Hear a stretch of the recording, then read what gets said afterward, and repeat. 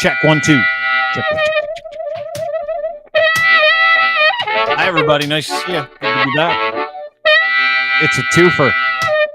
Adler in the morning, Cross in the afternoon. Lochlin Cross joins us 957 Cruise FM in Edmonton. He's the host. Again, our worlds have yet to collide. Probably a good room. thing, though. What do you mean? Why our worlds? The Adler Cross worlds. You mean radio? Like our old radio lives? No. I mean, you don't put me on with Adler. No, never. No. Okay. It's a good thing. It's a good thing. And I appreciate Adler for what he is. I just don't know if he could. I know him. I know Charles. I don't think the two of us would coexist well together. I don't believe you would either. Beer with him? That's why you haven't been on the show. No. Would you have a beer with him? I'm sure you'd have a beer with anybody. He's a great guy. But like you are.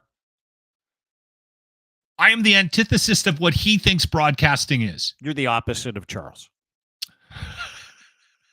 That's why I use the word antithesis. Thank you. Yes.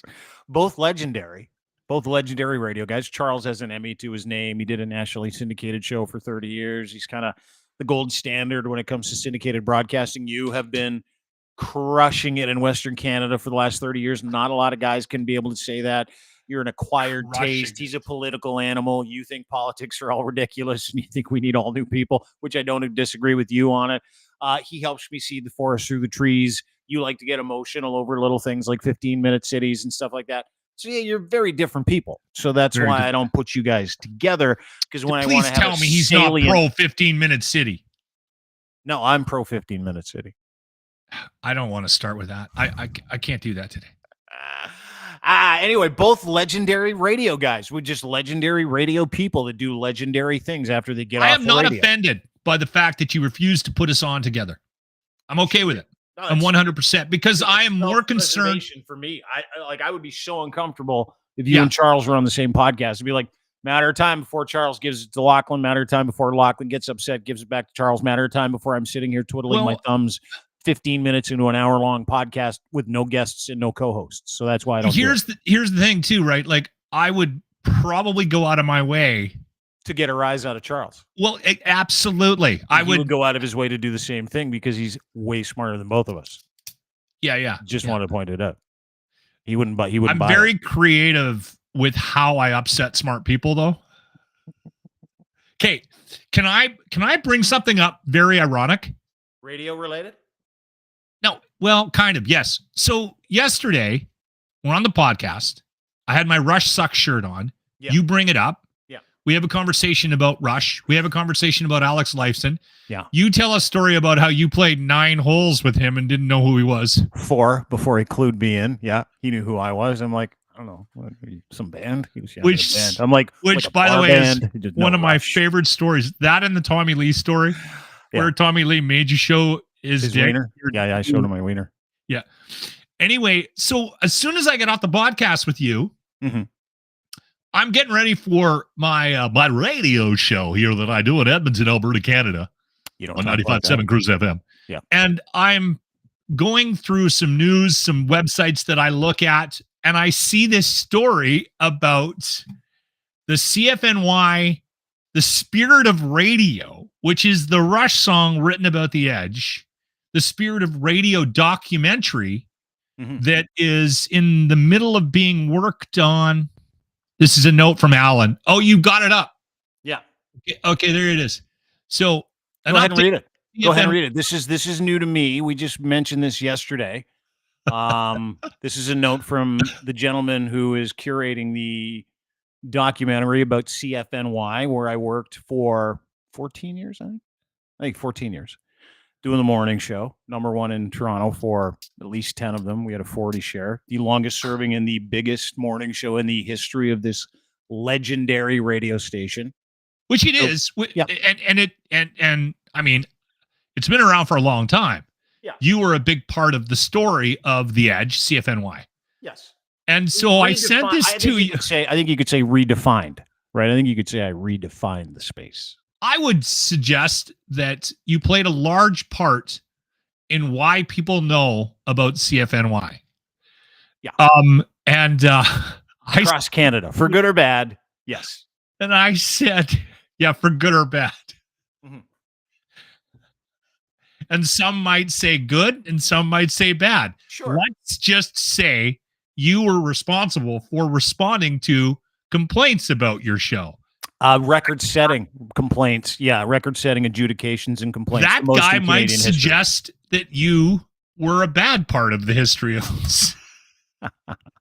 So anyway, I send you a note and I'm like, this is kind of cool. When are we going to see you on this? And you're like, this is the first I'm hearing of it. I'm like, what? How do you have a documentary? You know what? I hope Todd's on it. I hope they interview. Well, let's If I get to see this. one of 'Cause your you interns, sent this to me yesterday. Yeah, oh yeah, there'll be interns in there for sure.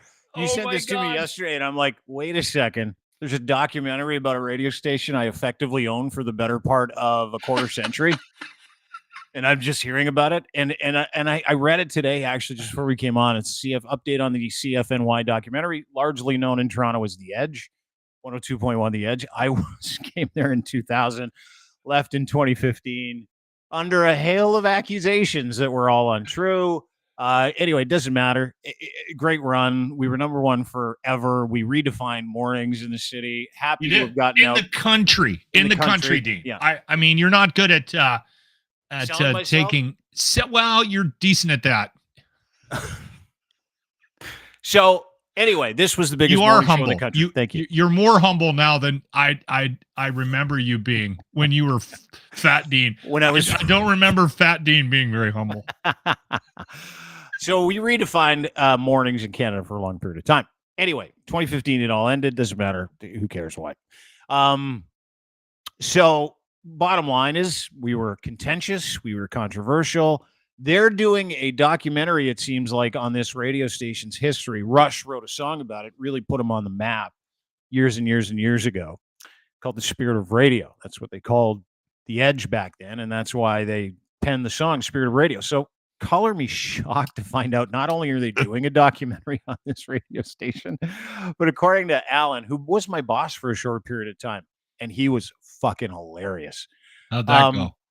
Oh, terrible. He's awful. Anyway, but that good person, just terrible at managing people, and he's scared of his own shadow, and he shakes a lot. Anyway, that's another whole story. So I find out he's got this, as you sent it to me, this update on this documentary. I have no idea. You'd imagine the biggest morning show in the history of the station would be part of that documentary, but I've heard about Dean, it. you were on one of the biggest morning shows in the history of Canadian radio. Yeah. I'll say it. I wasn't a part of it. I was a fan, and I remember listening to it every time I was in Toronto, and I also remember going out of my way to find clips and tape of your show for the years that you were on The Edge. And listen, it's very funny to me that they're not including you. Dude, and it'd be one thing if I just read that they were going to do it. They've been working on it for a year and it's done. So this is hilarious. He says all the necessary graphics will be delivered by March 1st. We're doing animations too. Unless I'm in animation. Sound mix has started. The final piece of the score has arrived. Color correction begins March 8th. Final cut of the film should be ready March 31st.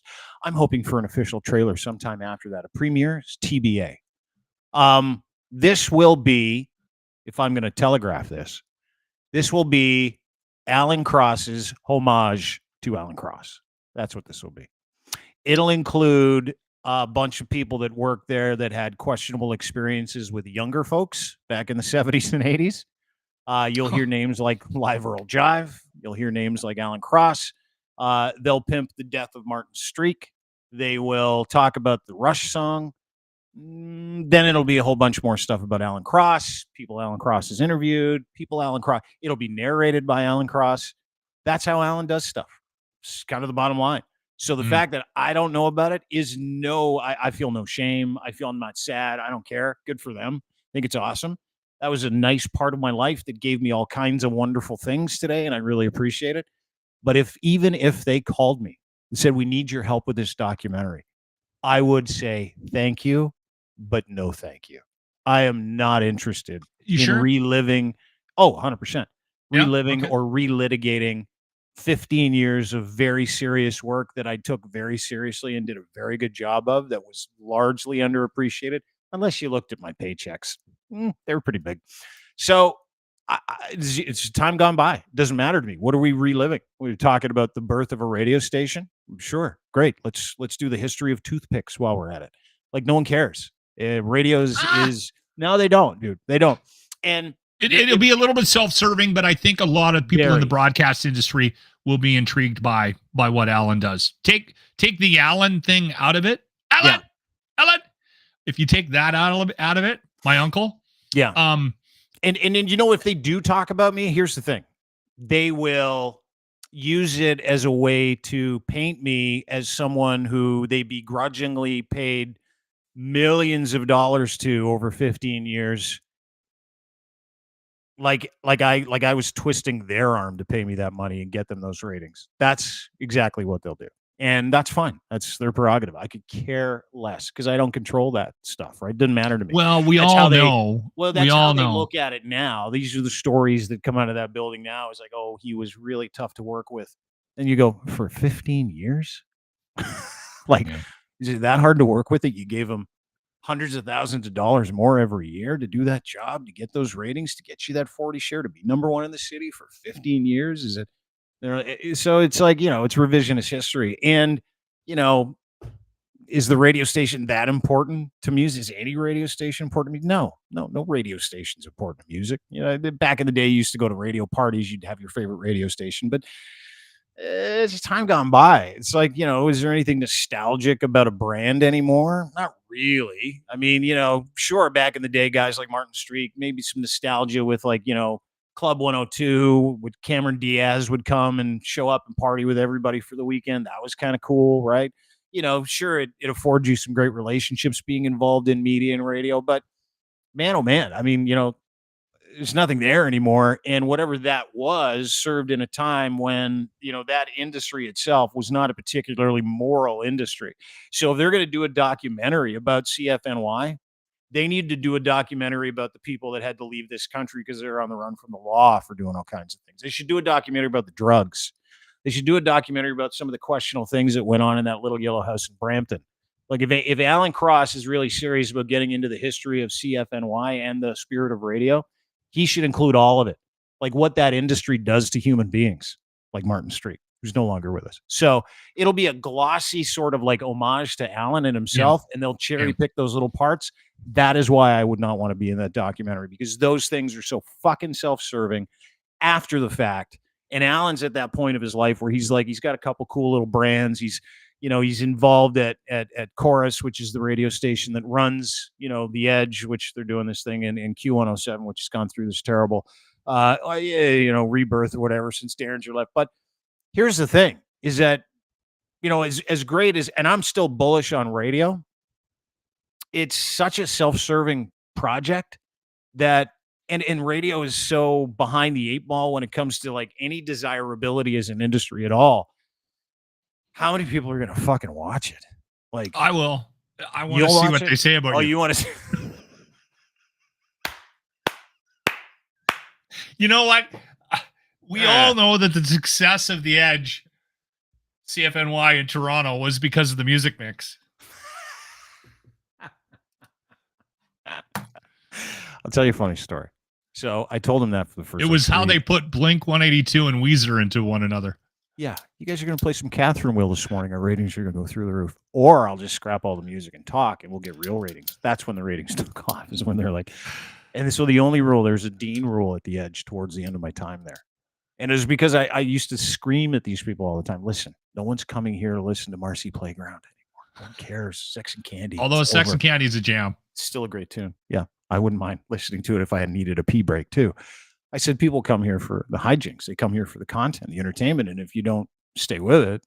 So anyway, our ratings would go up the less music we would play. So finally we were number one with like a 40 share, and I wasn't playing any songs. And they're like, okay, new rule. This is called the Dean rule. Just get the commercials in before 10 o'clock. We don't really care about anything else. You can say and do whatever else you like. No music, some just get the commercials in.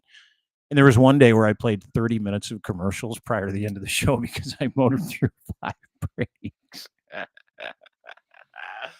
Anyway, when you're successful, is what you can do. But they can also fire you. There you go. That was my linchpin. But who cares? Good for them. Hope it's a nice documentary. You're only going to watch it to see if I'm in it.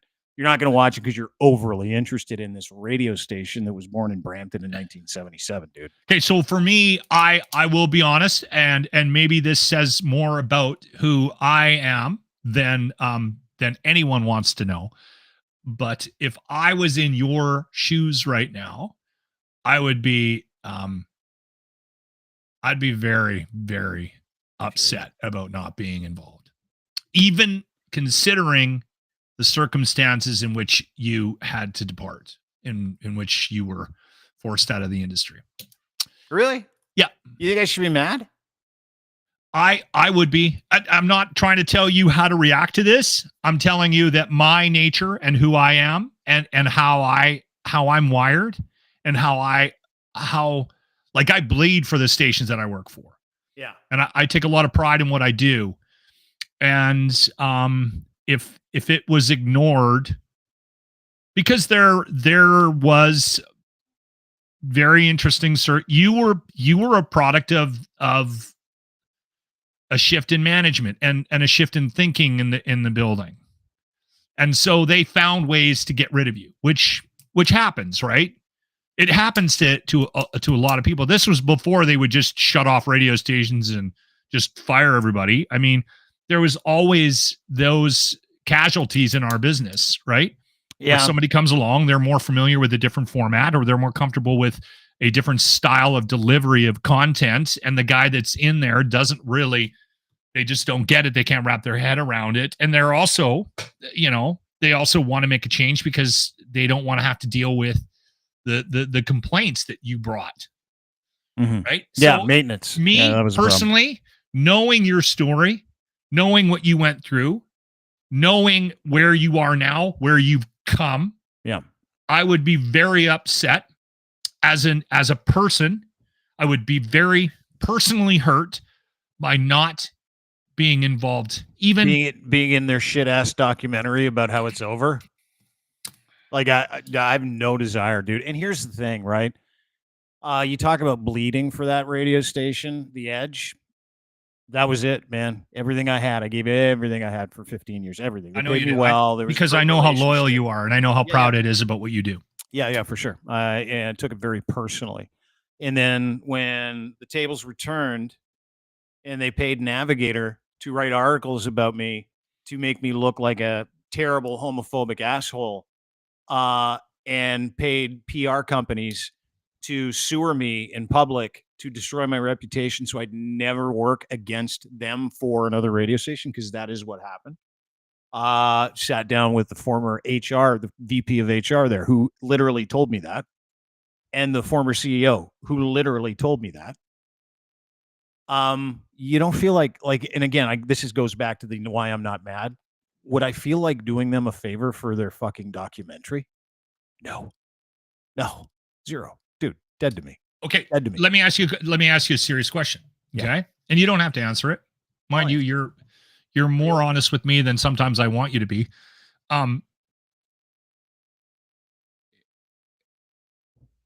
If you were given the chance to say no, would you feel better about finding out about this doc now? Nothing to do with me, no. Okay. No. Even if it came to me and I had an opportunity to be part of a documentary about that radio station, it would have to come with money, first of all. And second of all, no, it wouldn't change how I feel today. It is innocuous to me. Like, you might as well just told me they're doing a documentary on boogers, and can you believe you're not in it because you're a nose picker too? Like, that's literally, there's no personal feeling for me here. There's no like upsettedness. There's no jealousy. I can read into that press release. Let's just go through it. This is Alan Cross's press release about the documentary. For a little more than a year now, a group of us have been working on a documentary that looks at the spirit of radio. A group of us. If I know anything about someone that says, oh, a bunch of us, not like this production house, this movie company, he's like a group of us. I'm like, well, that's bad. It's just a bunch of dumb people doing dumb shit. And then they're going to have a cut for the film at March 31st, but they they've got animations and graphics they haven't put in. The sound mix hasn't been done. There's no color correction. There's no final cut, and they don't know when they've got a premiere, and they're hoping for an official trailer. I mean, this is piecemeal. This is poorly done. That's not someone that's doing a professional job of documentary. Well, so when I read that too, I'm like, I'm kind of glad they didn't ask me to be in it. That's easy because that is going to look like shit. Like, let's say you and I are on the same page. I'm Dean Blundell, and I'm not going to be a part of it. I would have, because of my pettiness, I would have wanted the ability to say no to them, and I would have felt better about being able to say no than just finding out about it. No, and so here's the thing. You know what's changed for me? This is a teachable moment. I think a lot of people could benefit from this. Locke, you know what changed for me over the past 5, 6 years? Take it into consideration. I'll even maybe write it down, but I'm probably going to ignore it. But I appreciate the fact that this might be a teachable moment for me. This is a teachable moment. So, yeah, 7, 8 years ago when I was drinking, self-centered, very involved in what I thought everybody should think about me, all these other things. And I realized one thing that, over the past 7 years, one, you can only control what you can control. And two, that does not include your reputation. Never, never, never, never, never. Right? So what do you do when stuff like this happens? Do you look at a project like that and go, I'm so, and your ego doesn't matter. That's the other thing. There is no self-importance in this answer, right? What am I going to say to people? Well, I was the most successful, longest running radio host in this city at any station. We were I'm not going to go to someone's house and give them my resume, tell them how great I thought I was, relive the past, because none of that matters. None of it's all owned by death. So who cares? There's that part of this. And the other part of this is that because someone didn't want me, it says more on a project like this. It says more about them than it does me. We're professional grade, right? I wouldn't have done something like that for a radio station that's doing a documentary on their own about themselves with a bunch of guys and maybe some sound coloring, and maybe we'll have a premiere. I mean, super fucking low rent. Number two. And here's the other thing. I cannot control what other people do. And I can only control my response to it. My response to things that I don't control is to not care, literally from Jump Street. So, like, when I hear these things, I don't insert my own ego or self-importance into the thing that I'm missing out on. I think, thank you for saving me hours of time, not litigating whether I was going to be a part of that or sitting down for that. And thank you, because I know what that industry and the real radio station of CFNY, and it is not great. Thank you for not forcing me or asking me to be a part of that, because I didn't have to think about what to do. There was no deliberation. They did it for me. So I never think about those things. I only think about the things that I can control. And what I can control is the best job that I can do here every day with you and a podcast, at Crier Media, when it comes to recruiting, working on things like fact check, real software. I can only do the things that I am capable of doing. So those things, they're all external gratifiers, right? Like, why weren't you in a documentary? Don't you want to be on TV? Don't you think you're that important? Nobody is that important, dude. Nobody. You're only as important as you are today, as you treat people. Your resume of who you are is just you today. So I'm happy to be me today. All that other stuff that I get judged on by people that don't want me in documentaries or people that have a feeling like I'm this terrible fucking person, that has nothing to do with me. That's got everything to do with them. And I am happy to allow those people to sit in their misery and judge people and act like assholes, because it's got nothing to do with me, dude. I do not control it. And I think if everybody had that attitude, they'd be much fucking happier. It does sound very healthy. I would have spun on that for weeks. Not lying. Dude, save you all kinds of time. You don't have to have anything to fucking No, I would have spun on it. Really? It's something I need to work on. Not being involved. If they were doing a documentary on Power 97 in Winnipeg, and I didn't get a call, I'd spin on that for weeks. Why, dude? Because that's how I'm wired. Because let me just introduce this idea. Because you think of yourself in a certain way, right? Yeah. I don't. And I know it's not healthy. No. I do lots of unhealthy things. And I'm even aware of them while I'm in the middle of practicing them. And God love you. I Like drinking. I appreciate the fact that you're able to negotiate this the way you have, but I'm just being honest with you. I if I were you, I would have been upset. I actually questioned sending it to you because I had a feeling Alan didn't include you, and I was like, do I want to upset him because he probably already knows about this? Yeah. And no, I had no idea and don't care. Like, I literally don't care. Like I said, it that could is be a very fucking helpful, though. I documentary do. I will. about boogers. I will commend you on it. I will. But that dude, isn't that like, seriously, think about that. Isn't that everybody's problem? They invent It these is, definitely. issues they have in their head where they feel like they've been slighted, feel like they've been upset. Like, I watched Justin Trudeau roll through Edmonton yesterday. Your boy JT. Yeah. JT, the prime minister of this country. JT. Please tell me he's sex. left. He's gone, I think right? he is. I don't know. Okay, No idea. good. And watched everybody lose their mind because he was in town. Can't believe he's here. What an affront to the people of Alberta.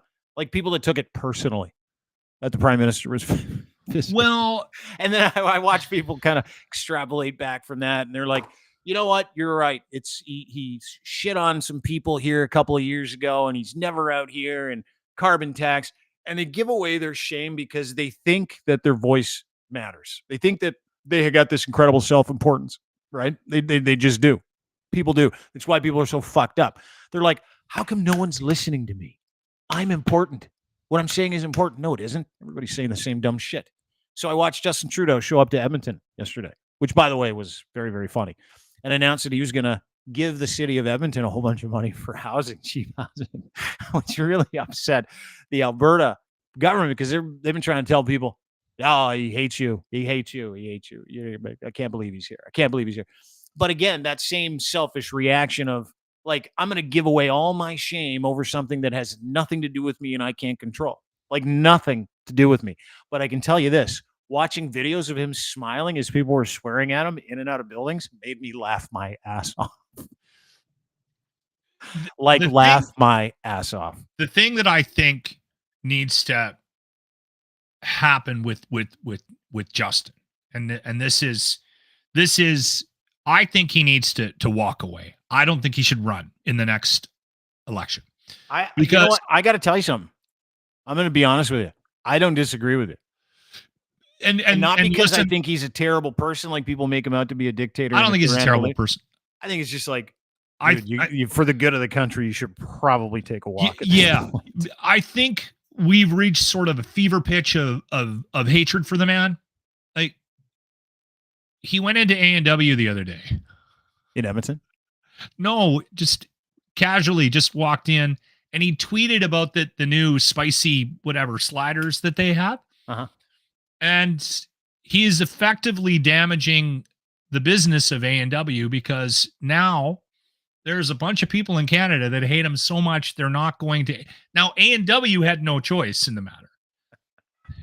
Yeah, but do you understand how fucking insane that is? It is, but I'm telling you, guy enough that you're going to say no to a teen burger. Have you had a fucking teen burger? They're recently? awesome. They're incredible. But listen, people are boycotting the things that he is doing. Yeah, because they hate him so much. Yeah, but those are stupid. Dean, it doesn't matter. This is my point. This is my point about control. It doesn't matter. It totally matters, and I'll tell you why. Psychologically, it matters. It matters that those people are so fucking. I don't know if I've ever seen this kind of hatred for me neither. For a politician, and I'm not suggesting that I'm more concerned about.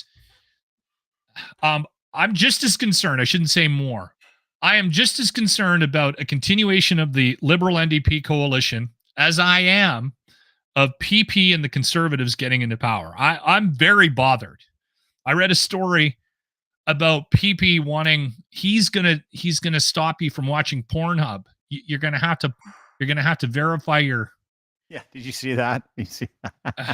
I didn't need another reason not to vote for PP. Oh, yeah, dude, we're in trouble. To your point, we've got a guy who everybody hates. They'll boycott restaurants that he goes to, chain restaurants across the country. They hate him so much. And the guy that they want in there, the same people that are boycotting A&W, is the guy that's going to make us put our driver's license in watching porn. And everybody's like, yeah, all right, we still. Who do I vote for?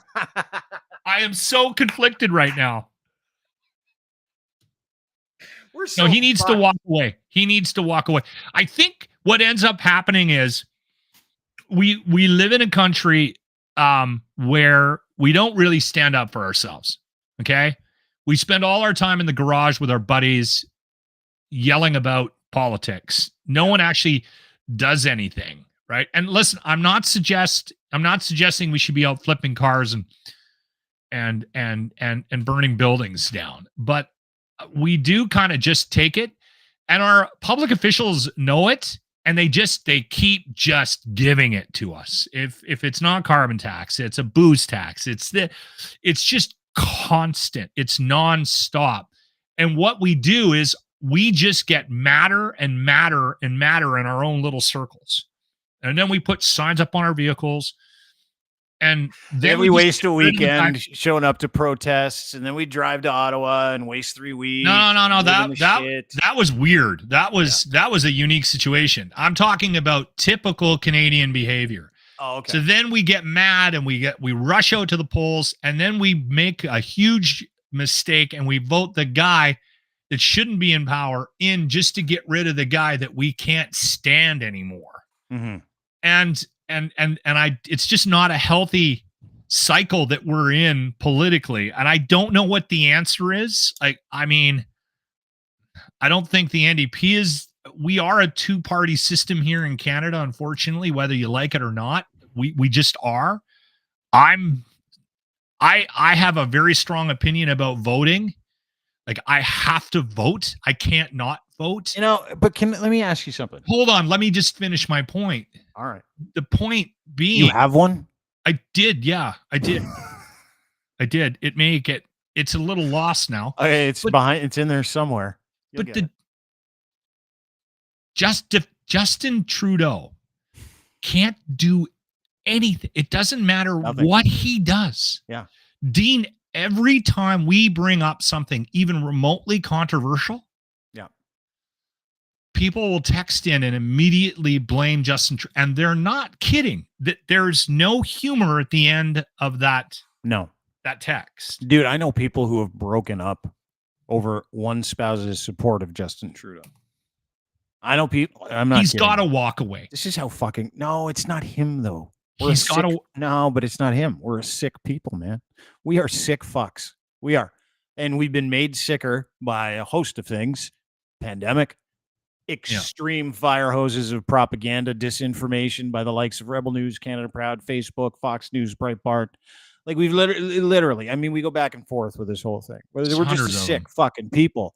And, you add general malaise for a dude who's been in power for 8 years and really only been acting like a prime minister for 2, maybe. You throw inflation into the mix, which, by the way, went down again yesterday, 2.9%, the lowest by far in the G7 nation group. Fucking unbelievable news. Employment news through the roof yesterday as well in Canada. Canada is great. Canada's a great country.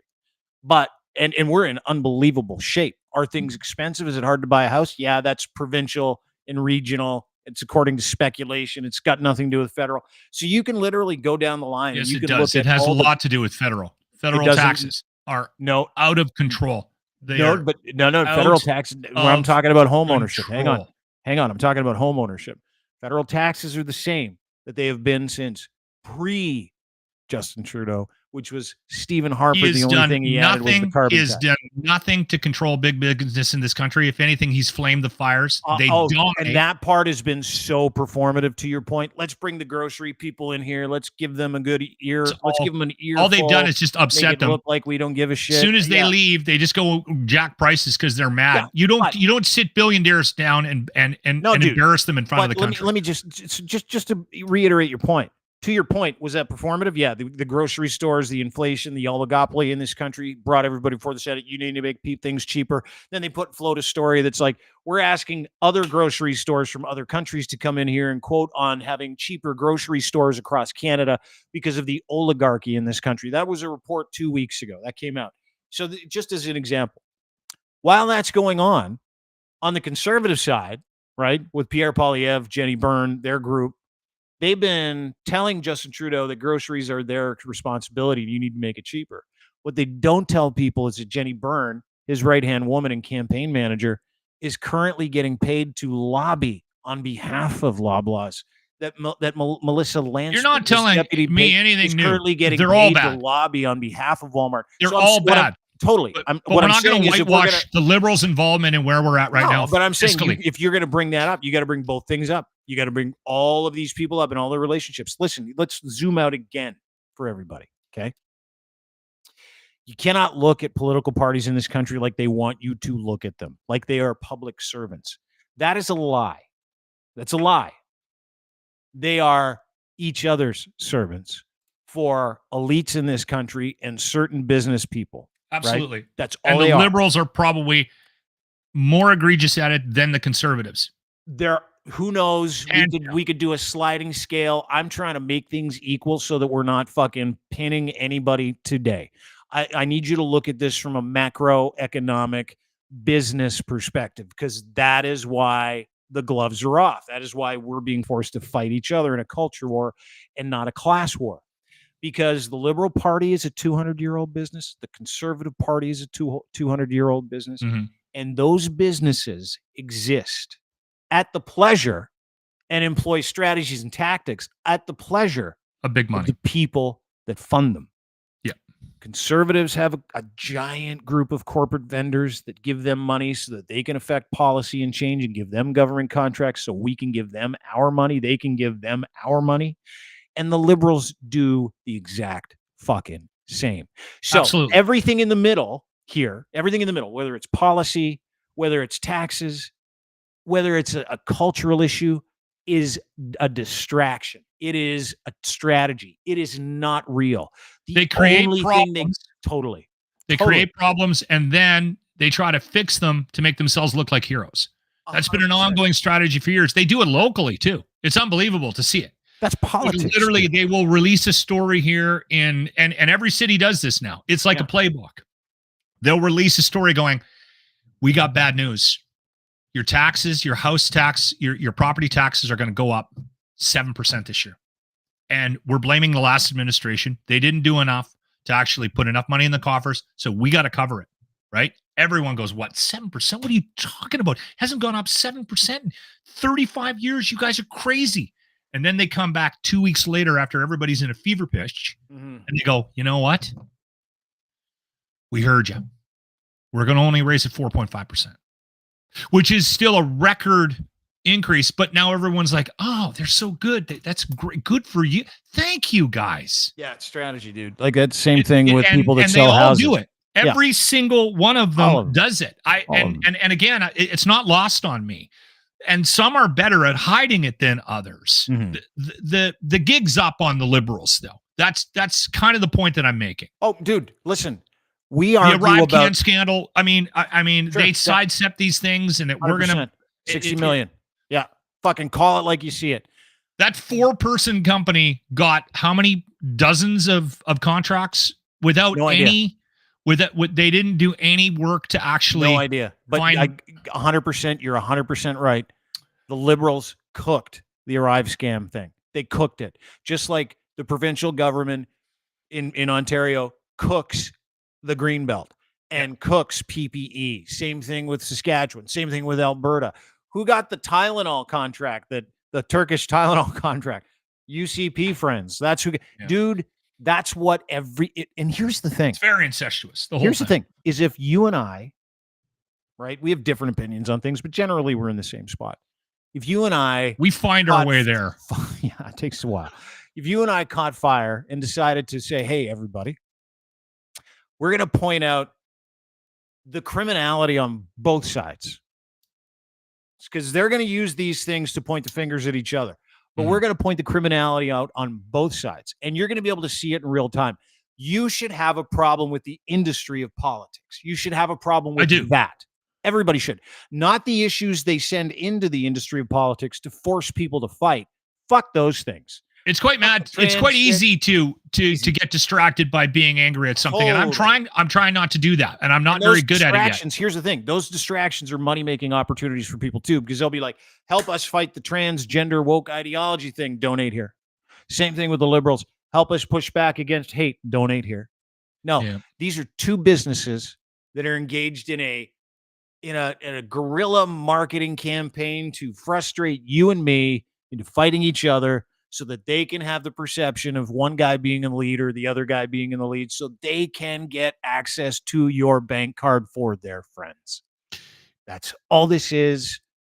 Finished, done. Hope you understand it all. Now you should look at every fucking argumentative idea and distraction that is made to make you do two things, right? Retweet something or donate. And you should, every time you see it, you should say the same thing. This is a distraction. That's bait. I'm not falling for it. That's good advice, actually. But the real victim here is Alan Lulu, the spokesperson for A&W. I mean, he's not going to get really another gig. He's not going to get it. You're talking about the little ball guy. He's so cute, isn't he? He's like a cute guy. It's like, I would eat a chubby burger for him if it meant he keep that job. I'll have a pop. Think about Alan. Everybody, today, when you leave this podcast and you go about your business, think about Alan. Yeah. It wasn't his fault that Justin Trudeau decided to show up at an A&W in Ottawa. No. Because he was a little growly after a little peckish house session in the house. Poor fucking Alan. I know. Who's going to do those commercials standing by giant loonies asking people if they know how much their coffee is today? Not Alan. He just lost his job because you people won't go to A&W. I always love those commercials because I'm like, you couldn't get away with that in any other province. No. Great to see you, dude. Thanks for doing this. It was a good Are we done? Yeah. Hey, can I make a suggestion quickly? Yeah, for sure. Please. If you get a chance, it was Chris Farley's 60th. It would have been his 60th birthday last week. If you get a chance, I think it's on Hulu. I may have found on to get our hands on it. If you get a chance, go watch I Am Chris Farley. Oh, it's brilliant. Oh my God.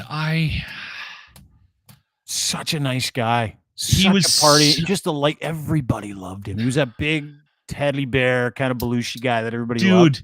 I'd never watched it. We played a bunch of clips on the anniversary of his death on the show. We were getting people to call in and bring up their favorite memories. There was some of it didn't translate to radio, but we played quite a bit of audio that morning. I think for about an hour and a half, we played like Chris Farley clips set from Saturday Night Live, from Black Sheep, from Tommy Boy. Tommy Boy's still one of my all-time favorites too. Yeah. And you know what? It was kind of a box office bomb, but it's turned into a cult classic. Yeah. Anyway, Grant, my co-host on the Locker Room, brought up the documentary, and I'm like, I've never heard of it. And it didn't come out that long ago. That's awesome. It's so worth tracking down. If you get a minute, watch it. Yeah. I just finished watching it last night. Did you know that? Do you know he died in Toronto? He had a girlfriend did he have a Canadian friend? He was here filming something. He was in Toronto filming something. I believe he was at the Royal York, if I'm not mistaken. I'm pretty sure that's where he died. Partied very hard the night before with a number of people. I think a couple of them were women. I don't know if he had a girlfriend that lived in Toronto at all. He had a lot of female acquaintances. I don't know how he liked the ladies. I like that. He liked the ladies, but I don't think he had a lot of really close relationships. Apparently, he was a really lonely kid. Right? Yeah. 33. Yeah, hard to believe. I didn't believe it's been that long ago. Would have been 60, 27 years he's been dead. Yeah. Fuck, we're old. We're getting old, man. Too much. I loved him. Yeah, still do. When he was Fearless comedian. Yeah. Fearless. You know what I remember him most from? David Letterman. Oh yeah, where he came on and had that really awkward appearance, and he was like he was on a couple of times. He was doing cartwheels on the way down. He was awesome. Oh my God, he was so good, and it just and cute. He was cute too. The way made like aggressive cute somehow. That was the brilliance of him in my mind. But the joy he brought to Dave, because Dave was pretty close to the chest, right? Yeah. Like he was pretty stoic, and I mean, every once in a while you get somebody would crack him up, but you could tell he loved Chris Farley. All right. Yeah. R.I.P. Thanks for doing that. Good to see you, buddy. I Am Chris Farley. Go find it. Brilliant dog. All right. Take care, brother. You bet. Lock and Cross, 957 Cruise FM in Edmonton. At 957 Cruise FM on Twitter, anywhere you get your fine podcasts as well. You can download his podcast. He's the host of The Locker Room. They do a weekly morning radio show. It's actually a very, very good show. It's kind of the last good rock and roll show in the country. So go and download. You can listen to him every single morning, weekday live, the host of The Locker Room with Grant and Jimmy. Thanks, everybody, for being part of the show. Thank you to our friends at Fact Check for making this possible. Listen, there's a reason we talk about the things we talk about. It's because we live in a society where people are told some things that are not true and they get activated and do things to other people that are bad. Really proud to have partnered with factcheck.io. Do you believe? That's the question they will continue to ask people, and you'll get you to ask it by inserting whatever you want into their software, and it will give you the full epistemology of any social media report, any social media post, any news, any fact. Anytime you are questioning anything that you read, factcheck.io will be your best friend. They are accepting beta testers now. Go to factcheck.io. Again, sign up at factcheck.io for your chance to beta test the most comprehensive news, information, video, picture, social media, URL software on the planet. These guys are very, very, very tucked in. I tried the demo last week. Oh my God. There are some newspaper reporters, there are some social media platforms that do not want anything to do with this. And I can tell you that already, because it is going to bury confusion and it will give you agency back. So go to factcheck.io, sign up for the beta test today. Again, factcheck.io. Follow them on social media and sign up for the beta test at factcheck.io today. Again, factcheck.io. It's spelled different, though. factcheck.io. factcheck.io. Thanks to our friends at Cantork for making this possible, too. Listen, my friend Colin owns the most incredible metal tool fabrication plant on the planet. These guys manufacture rugged, hardworking torque wrenches for heavy industry around the world. Canada's leading industrial tool experts, giving you the very best in sales, service, rental, calibration, maintenance, and custom fabrication of industrial torque tools in the planet. They've been doing it for over 20 years. Doesn't matter what it is.